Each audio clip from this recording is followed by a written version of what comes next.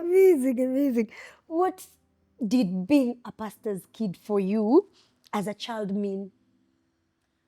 Actually, I experienced that even today. It's something, because now my mom, she was ordained the other day, she's a reverend.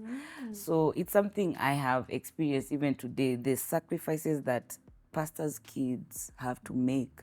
Sometimes you accommodate people, and you have to understand when your mother says, hii pesa Ni ya Nyinyi- kanisa. nyinyi, hii pesa ni ya kanisa, nyinyi vumilieni, nyinyi mnaelewa. Or someone comes, they don't have a place to stay.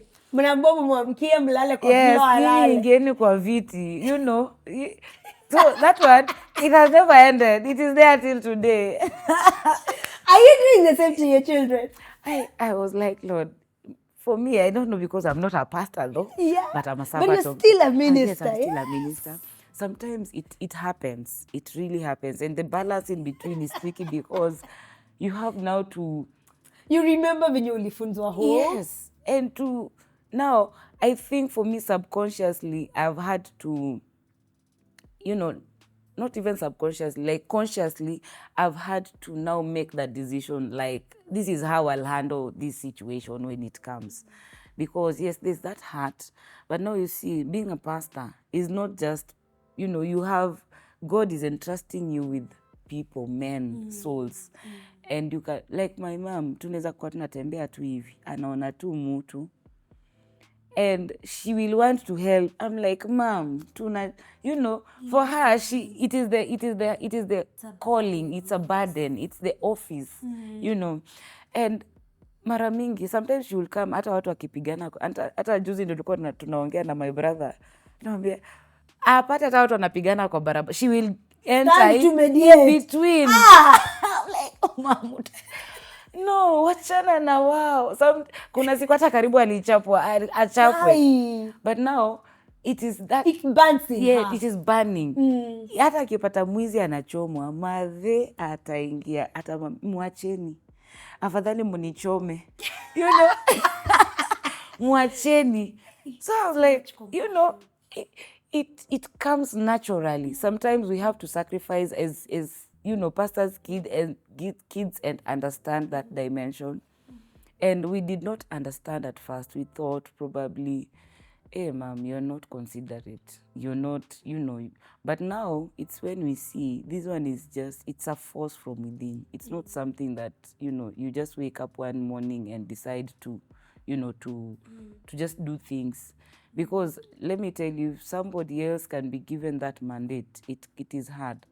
But sometimes even pastors themselves, they don't have, like, it's not even enough. But the little they have, they feel they can share with the whole world. Yeah. They feel the whole church can receive what I have. Sometimes it is, it is not, I'm like, tumefungiwa nyumba. Tuko nje. Because I remember there's a day hao yetu ilifungwa. And we had to go to church and stay in church. Hello. How are you? Good. Whatever it is, morning, evening, whatever time of the day you're getting to see this, I trust you've had an amazing day, amazing week, amazing month. And talking about that, we are onto Through the Ashes, and we're so glad that you've been sticking with us. My name is Grasher, and just in case you're new here, this is Through the Ashes, a podcast where we talk to pastors' kids and tell the unfiltered tales and tell the unfiltered raw stories that you didn't get to see the behind the pulpit to things zenye ziko huko nyuma. And therefore, this being Through the Ashes, today I sit down with a PK. You're not ready for this one. My goodness. Yes, you're not ready for this one. Today I sit down with a PK whose voice carries both melody and testimony. She is a gospel artist, worship leader, vocal coach, and a fashion designer. But beyond the music and ministry is a story of faith, fire, and finding her own sound in life. Today we talk about growing up in the spotlight, carrying a ministry legacy, and the journey of worship When life tests your song. This is Sylvia Akoth. This is Sylvia's Truth. This is Through the Ashes. Karibuni sana. Karibu. Thank you for coming. Thank you. You look so amazing. Nasikia kukuambia ukitoka hivi uniache hizi nguo ukienda. Like, just leave those clothes here, please.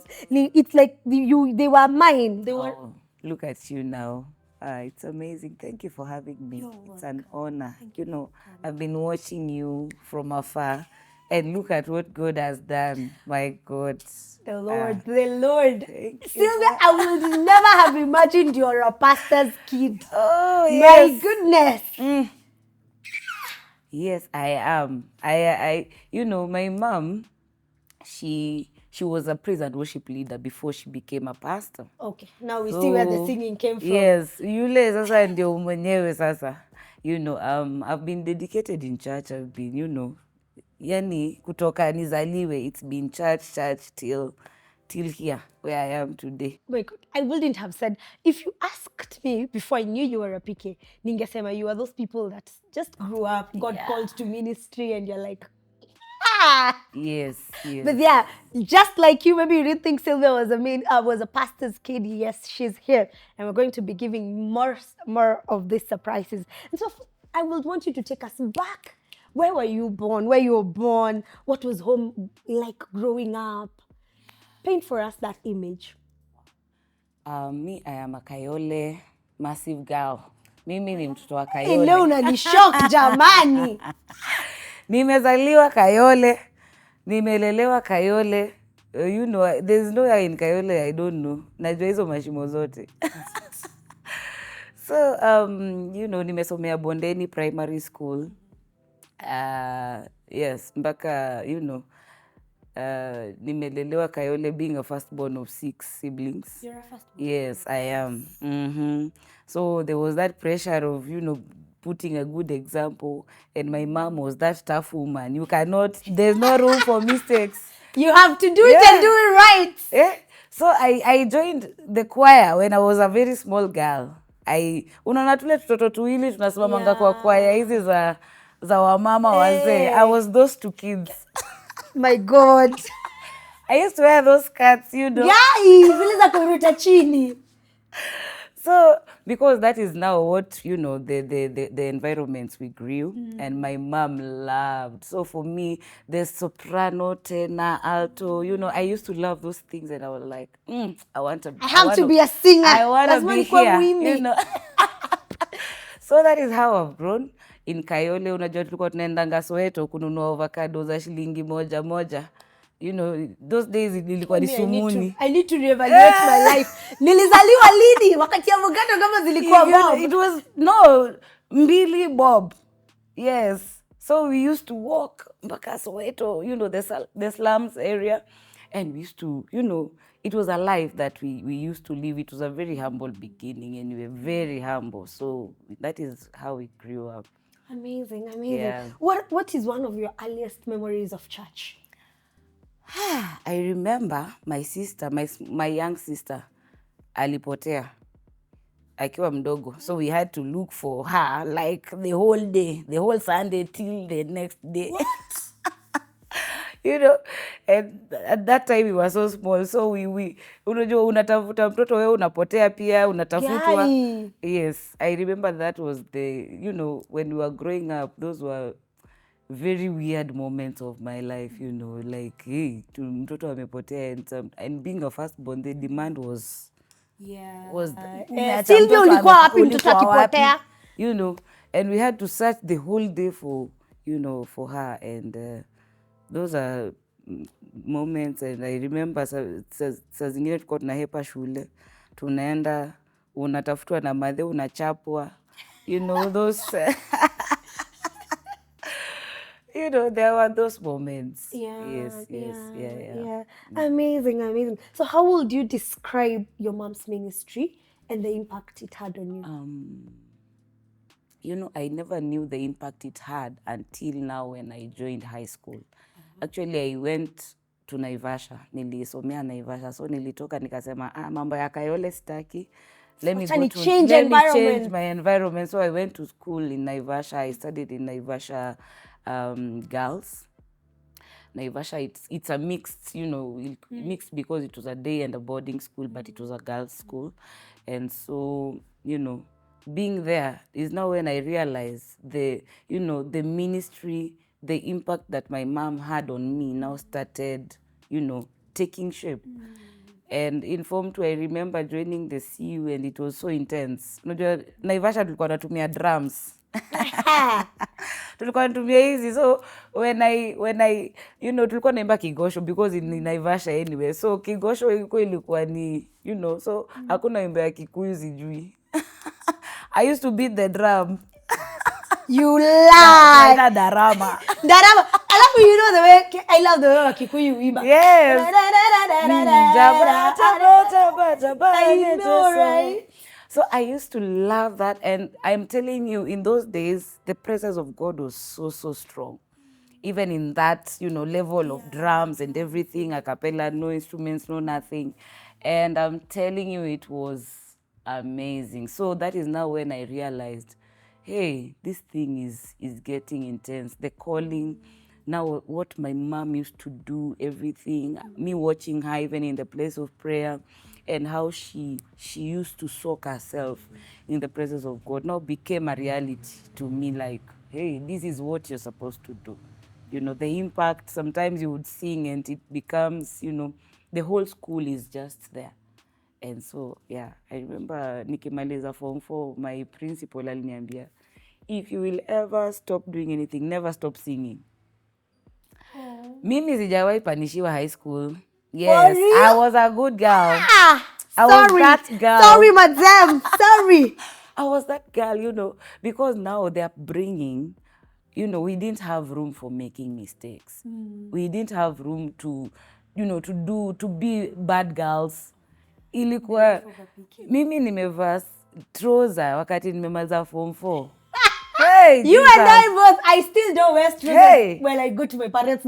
I'm telling you, it was like, unaenda wapi na hiyo nguo? Inavurutwa hivi unashikwa kama imepita magoti. Yes, hiyo nguo inaenda wapi? Hebu rudi hapa. And such was our upbringing. So, like for me, it was so tough. Mpaka naulizanga mom leo, yani mimi ndio ulinikalia mkali hivi. Alafu ukiangalia wale wenye wako 6 months wenyu. You can live your life. But now she tells me that it is because of what she saw in me that made her become that tough, because she knew there's something she was shaping in my life. And so, the encounters I had in high school, I normally even asked God if he anaweza kanirudishia some of those encounters, because they were so intense. The prayer room used to become my dwelling place. Watu wakiwa break time, mimi niko prayer room naomba. Watu wakiwa lunch, mimi niko, I used to love being just with God. And it really shaped my life, my understanding, my perception about life and ministry. And I used to ask myself, hey, what wanafanyangaje dhambi? Like, how can you even sin? Oh, Jesus. I was so, I was like, Julia, how can you even be punished? Because you're the nice, sweet girl. Punctuality, I was just this girl. And I'm telling you, it was amazing. How many times did you get born again? Pastor's kids tunakonganga maraka 50. No, Mimi, no, actually in Form 2, I now you're consciously knowing that now you're dedicating your life to Christ. But now after that, I had that understanding where I know when you're born again, you're just born again, and you now start your journey with Christ. And so I had that understanding. So nilikuwa naonanga watu wanakuwa, so sisi ndio tulikuwa wale wa kuwekelea watu mikono kwa CU. Kila mtu kila Sunday ni kuokoka, kwa sisi ndio tulikuwa sasa tunawaekelea, tunafanya deliverance, tunatoa mapepo. Yeah. Amazing. What did being a pastor's kid for you as a child mean?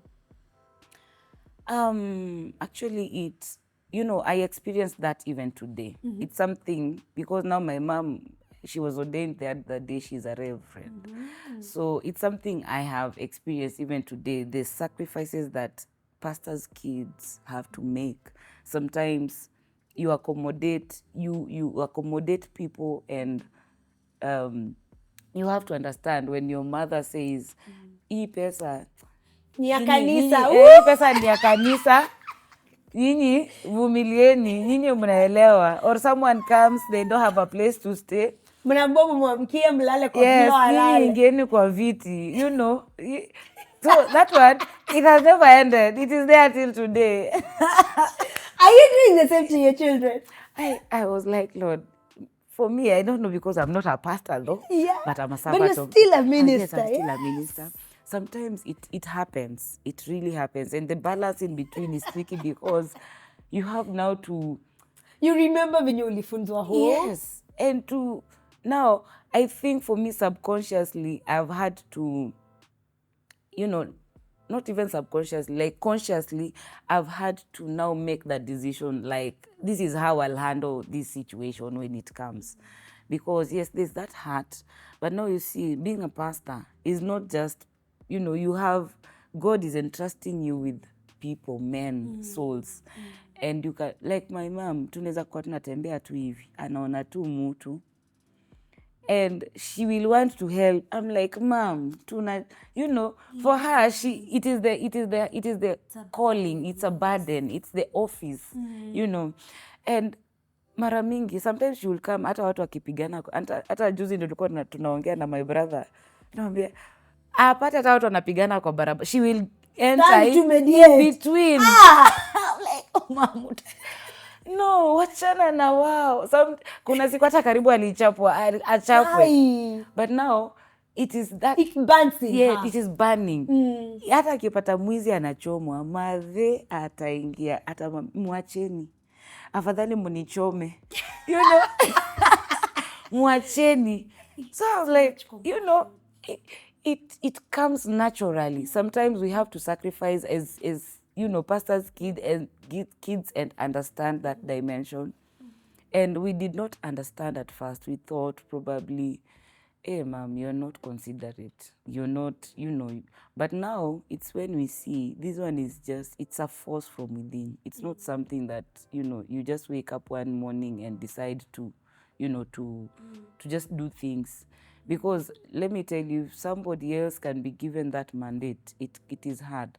But sometimes even pastors themselves, they don't have, like, it's not even enough.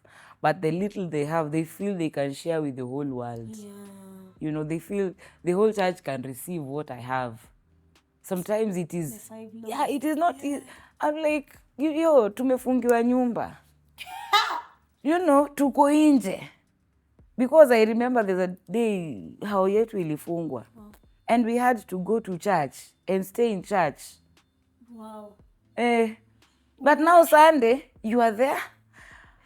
Ile pesa kidogo mama shapea mtu tena. You feel like calling your brothers, unasema tuingie maandamano kwa sababu hatuwezi endelea hivi. Hatuwezi endelea hivi. You know, tukalala nje for a whole week. For real? Yes. And I felt like telling my mom, si wachana na hiyo. I know. Please, we can do business. We can do business. Tunafungua shop. Yeah. You know, and that is when you mutakosana, you know, because you don't understand her. Yeah. You're looking at we are sisi tuko nje. Tumefukuzwa nyumba because of rent and everything. And Sunday, mind you are there, the church is waiting for you. Yeah. We felt like telling Mom, Aki Mom, wachana tuna hii mambo ya church. Ui. You know, you can always go back for now. Yeah. But for her, she was like, no. So what happened? Just God in his own ways. Imagine. And we've seen this woman walk by faith, walk through faith, you know. And it even baffles us sometimes because we are like, it's been a walk of faith. It's not been like we've been, you know, we've lacked. through all this, through all these things. But I remember there's a time when I finished my high school, level, and now I had to now, navigate through the campus and everything. It was not easy. So you see, as a firstborn, I had to find my ways of, I'm like, mimi ndo naangalia life haiko poa hapa, and I still have to keep it going. So my dreams were still, I want to be this woman, or I want to be this singer, I want to be this, I want to be this. So nikajiambia, Sylvia, ukingojea hapa, you will never, So nilikuwa kama nikavaa hiyo nguo ya firstborn. I now started looking at the other siblings, the ones that are behind me. I said, because they are behind me and, they have a life, they still need to go to school and everything. Looking at my journey in school, it's not been easy. Kufukuzwa shule. Mimi list ya watu wa kwenda home, ikikuja najuanga tu niko ndani. Guys. So, and so looking at that life, I was like, I cannot, I just have to navigate my way. And imagine God, I think it's just the prayers of that woman. Because of how she has given herself to God. God could not allow. That is now is when I understand, even where I am today, it is because of her labors. It's like God is rewarding her, in a way, because of the sacrifices she has made as a woman of God. And looking at myself, because I had to navigate through campus, I had to navigate through just making it until where I am today. Nilienda auditions PPMC, nikapita auditions za kuimba. Auditions kidogo, because the lecturers, facilitators hao wenye walikuwa nakuja ni wenye walikuwa wako KU. So I found my way to KU. And I studied music. For real? Yes. There's so much we don't know about you. Kulipia ile ya ati nalipa. Sponsored by Jesus. Jesus himself. Guy. Yes. Because now nilikuwa naangalia naona I cannot wait. There's all these things around me. There's all these things around us. And there are people behind me who need to go to school, who need to survive, who need to. And I was like, Sylvia. So by that understanding, it's like God, through the prayers of this woman of God, my mom, Pastor Evelyn, God just vindicated every process, And so I was looking at myself and I remembered, the journey of Moses. The things, it is his mother, who decided to put him there. But God had a destiny for this child. True. So God took it from there because he saw the end. And there's some. So I started looking at that and I was like, God, this one was you all along. Because I would go somewhere, just favor was just there with me. Nenda mahali najua probably sina do, or I'm not even qualified. Sometimes I would just walk by faith because I know nisipotembea, no one else will hakuna mtu atakuja kwenye huko. No one will actually help me out. So I have to navigate. So I found favor everywhere I go. There's just favor all around. So I finished my, my campus hivyo. Na nikapata job. But no, you see, there we were exposed to, you're singing to the president, you're in the State House. Wait. Yes. Hatujafika State House. Hi, wait. Yeah. How did that happen? You see, PPMC, it's the Presidential Music Commission of Kenya. So when we were there, you're exposed to all this. And some of this orientation and, nika to TPF. Yes. At some point, we would be there for 3 months and learn music, tukisoma music. So at the end of it all, what have you guys been learning? So the the people in charge of entertainment, music and entertainment in the government would come. And so when they came, they would choose the leading, musicians and the leading vocalists, and they would give them an opportunity on these holy days. Even in State House, sometimes, there are visitors who've come and they need entertainment. So we were going there. And for me, I was like, hey, ebu nijichune kidogo, where am I? But now you see here, you are not singing gospel music. You're singing secular. So you were singing secular? Yes, that is how I found myself singing. Where is your mother here? Pastor Ingrid, where were you? That is how I found myself singing, this all sort of, because now you are there, you cannot, we were told this is not a church. Like for me, I was told, ukanisa yako hapa. So we were given all these songs to sing. Zilizopendwa, Mariah Carey. Mimi nilikuwa naimba songs za kina Whitney Houston, my friends. I had this soprano that was, Lika alto ilikawa mtume kwa Yesu.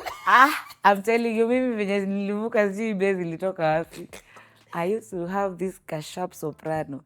So we were singing all those songs and the environment kept on changing. Until now I found myself, man, I am really inside this, But sasa pale, there's money. There's everything that you need, and what you've been dreaming of, ndio hii hapa kwa macho yako. Umetoka tu Kayole, umekaa kwa hizo mageto na huko. You don't know, life, yes. So you're exposed to all these things. And, when Psalms talks about, writes and says, blessed is the man who does not walk in the counsel of the wicked. For me, I think now being there, something about God, it just started deteriorating where now kila kitu ikaanza kupotea. So uko hapa, mnapelekwa mpaka kwa club, mnaimbia watu kwa vilabu at night, and you're exposed to all these things because, there's something you are looking for. And now because you see, you're seeing yourself as the breadwinner, as the person who can now, as the person who can now conquer the world for, for your family. Because, I have suffered, so mniwache. Alafu kuna mtu anakaa mahali anasema, give me, I want Sylvia Akoth, I want to. Hey, be careful what you're praying for. So I'm telling you, we are here, until I found myself, and it was not these small like clubs. It was these big restaurants, 5-star hotels. You're there, you're exposed to all these things. And there, when you sing, it is not, kuna tips, kuna pewa mapesa. Kuna watu ambao wako na do. Unatoka pale, my friend, hata nipeleke. Mtu ajali 5K ni tip na men. 5K gani? Dollars. My friend, you are, love unajua this thing God gave me about singing. When I sing someone's song, you will think it's them singing. So people would demand, we want that girl to sing. Everyone, we want that girl to sing. And so when you got the stage, here I am manifesting in Babylon. Hi. Manifesting in Jesus. And because the gift was there. It's there, my friend. Goodness. I'm manifesting, I'm singing, and people are loving me. Dance floor. Yeah. So I remember there's this time an Indian came to me, and this Indian man wanted me to be his third wife. Sasa ukijangalia hivi wewe uko unasema pour me. My God. Akanipea gari na akanipea nyumba. Akakupea gari? Yes, he offered me. What?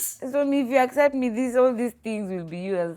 Kuna gari ya red. I remember it was a red car. He even showed me. My goodness. Like, okay.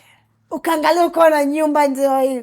Na gari ndio hii. Na nimetoka Kayole. Na mimi nimelelewa, nimeona shida, You've slept hungry. I slept hungry, Yeah. And so, now looking at that, I was like, I had to ask myself very serious questions because now this one for me, I was coming here I wanted just to sing. Si nilikuwa nataka tu kuimba, sikuwa nataka story mingi. As in mimi nilikuja hapa God, hata unajua nilikuwa tu nataka kuimba. But now you see, being in the council of the wicked, sometimes when darkness comes, it you know, your eyes cannot see any longer. It becomes blur. So the only thing you have is the satisfaction of what the enemy puts at your feet at that particular moment. And so I was not even seeing anything. But when that your story agari likam, I was like, hey, wait a minute. I did not come here to, to be married by an Indian as a third wife. Purvi. I cannot. So imagine Sylvia sasa ungekuwa wapi? Tungekuwa hata tunakujua. Destiny ingekuwa imekuwa cut short. Hata ningekuwa nimeshapotelea huko, because in all these things, do you know, I never shared with my mom anything. Ulikufa peke yako? Nitamwambia aje? But she was saying anaona ukala tu ninakuja home nimebuy. Ukala kanguo kampia, kanywele kampia. Nimekuja home na nunua. Ukala shopping. Na nunua. Zile vitu nilikuwa napendanga sana, natamani sana. Nakuja na wabaia na musi. Let me tell you. Musisumbuke your Odogu sister is here. Wewe. Hey. I'm telling you, I remember I was unajua hizo days, nilibuy gas and it was a miracle. Hey, those days I can imagine. Hey, nilikuja home, nikaambia madhe, saa hizi moshi nomo. Siwashi jiko, siwezi shika makaa. Tunawasha gas sasa. So, there was that, so my mom was like, okay, I think alikuwa anajiambia, okay, life is doing well for you, especially because so she was happy but for she me. didn't know. Yes, but later on, she tells me that she knew it, but she was just praying for me.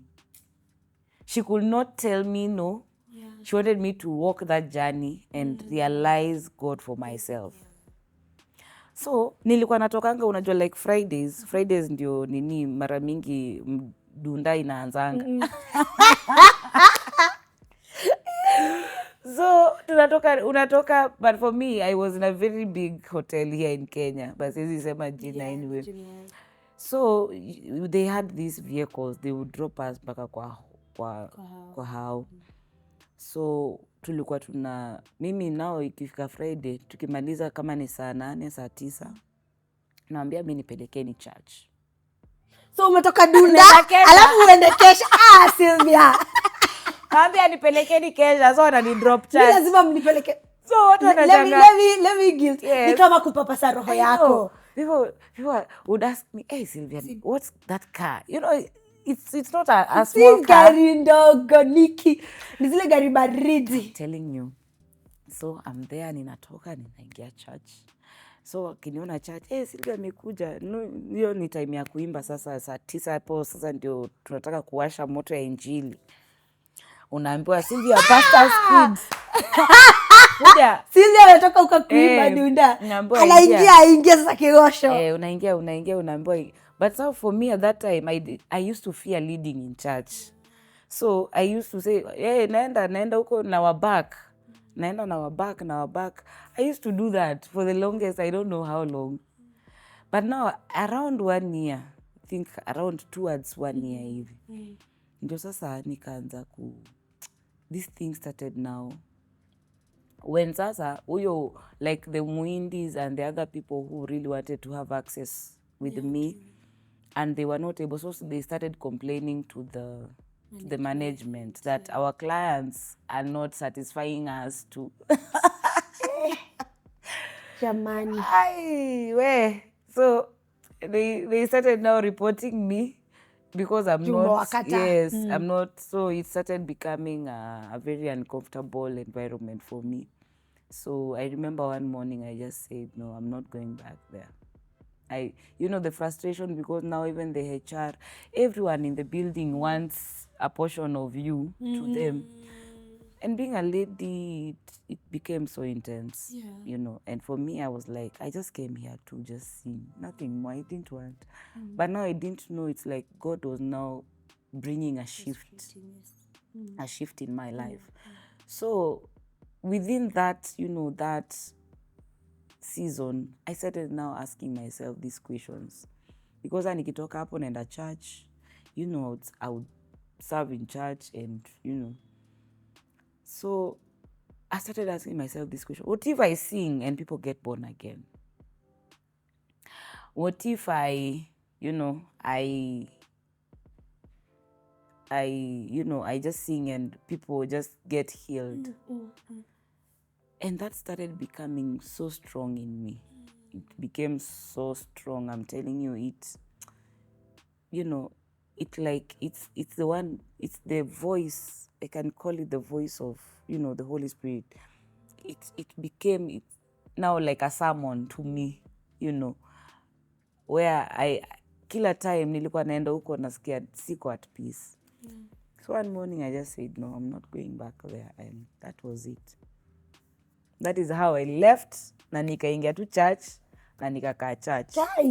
How was life now in that transition? Of course, you were used to this money, or you had a somewhat comfortable life to yourself. Yeah. If you wanted something you could afford, it's now in the church.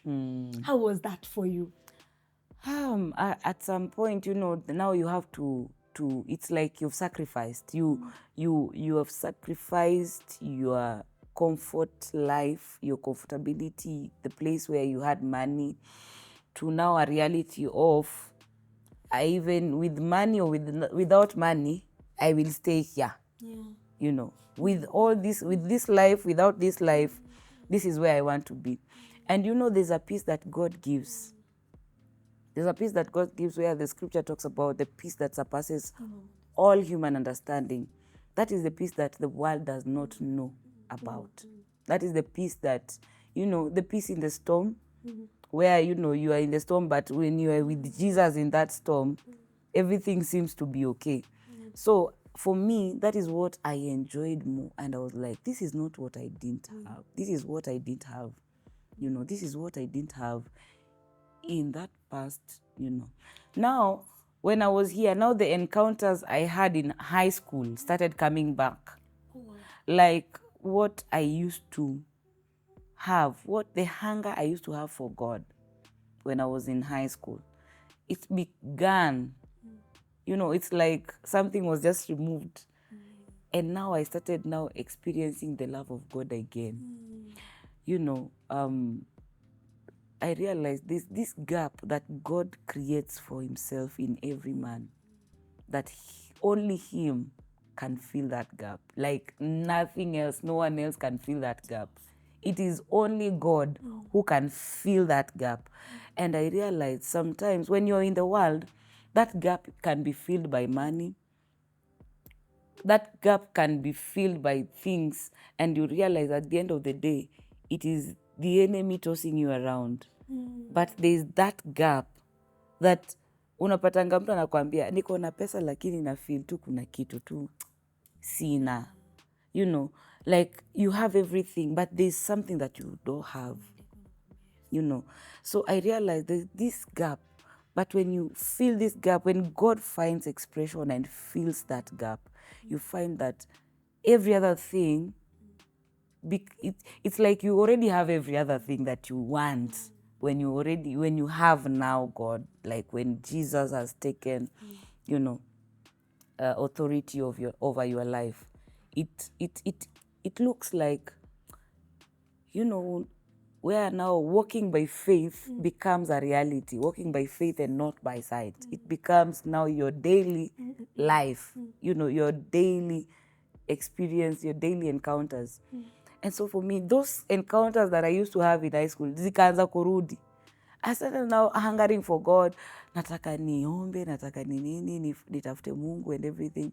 And that is how I started my journey again. And now, because I had never stepped in studio, that is now when I stepped in studio for the first time. Wow. What was the first song you released? There's this song, I remember producer there's a producer who was in church. He was a friend of my mom's. So now he's also a pastor, anaitwa Pastor Morris. Alinishika tu mkono because he knew who I was. Akanishika tu mkono akaniambia, Sylvia, tunaenda nawe saizi mpaka kwa studio.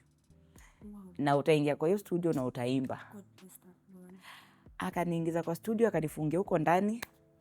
Akaniambia, sing whatever you have. Whatever is in your mind, just sing. Imba hiyo song nayo. So for me, I was like, hey, I don't have songs, I'm from this. But I remember there's this song, I used to love in church, and we used to sing it a lot. Hakuna wa kufanana nawe, hakuna wa kufanana nawe. So hiyo ndo song tu nilikuwa nayo yenye nilikuwa najua, this one I can flow. So venye nilianza kuimba, do you know the Holy Ghost started giving me just words. Nikaanza kuflow na words, nikaanza kuflow yani, and it became a song. Wewe ni nguzo ya maisha yangu, wenye haki ukimbilia wakawa salama. Mimi nani niliinueje? Because I felt so unworthy. I felt it's like I was not even deserving, even to lift my voice at ninaabudu Mungu. I felt so undeserving. And so, yani God akaanza tu kuniministeria polepole, words zikaanza kuflow. Nilikuwa na feel, God, you mean you can just trust me with yourself again? And here I am coming from a place, that is not even, nikaambia Mungu, okay. And that is how my first song came about. Niliambia watu watupeange tissues na waski. That is how my first song came about. I did not pay for it. And looking back, I saw this woman of God, my mom, because of her prayers and every journey to date. It has been favor upon favor, favor upon favor. Things I used to dream about, places I used to dream about. I won't tell you I have worked myself out to anything. I can't tell you I have been connected by anybody. It's just the favor of God that comes when you choose to align. And for me, that has been my story. Ooh, I think we need to find a place where we can put a pin on this story, because Minister Sylvia has a lot to share. And I'd love to put a pause there. This is the end of part 1 of this conversation. Please be sure to catch part 2 next week. There is so much she has in store for us, so much to share with us, and we have not even gotten to the epitome of it. So next week we will be getting at the climax of it. But for now, we are putting a pause. Tunaweka kikomo tu, alafu next week tutaendelea na part 2 on Minister Sylvia's story. This is Through the Ashes. My name is Grasher Maingi. And until next time, please do not forget to like, subscribe, comment, and share. The YouTube channel is Grasher, and I keep insisting it's Grasher with an ER. God bless you and have an amazing day.